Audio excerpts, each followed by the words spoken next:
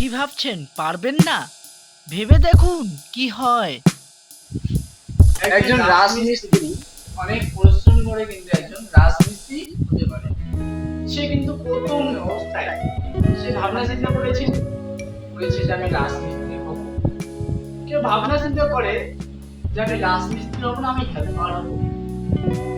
কেউ ভাবনা চিন্তা করে যে আমি একজন ঠিকাদার হব। কেউ ভাবনা চিন্তা করে যে আমি একজন ঘরে যে মানে সবচেয়ে হাঁটানি মিস্ত্রি হব। কেউ ভাবনা চিন্তা করে আমি ইঞ্জিনিয়ার হব। এই যে সবার কিন্তু ভাবনা, সবার মধ্যে কিন্তু ভাবনাগুলি আলাদা আলাদা।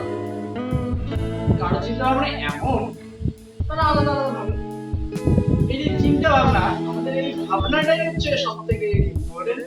যেটা ভাববে সেটাই হবে।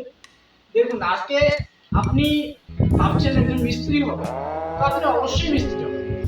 ভাবুন, এই যে আপনি ভাবছেন যে আপনি হেল্পার হবেন, আপনি কিন্তু হেল্পারই হবেন।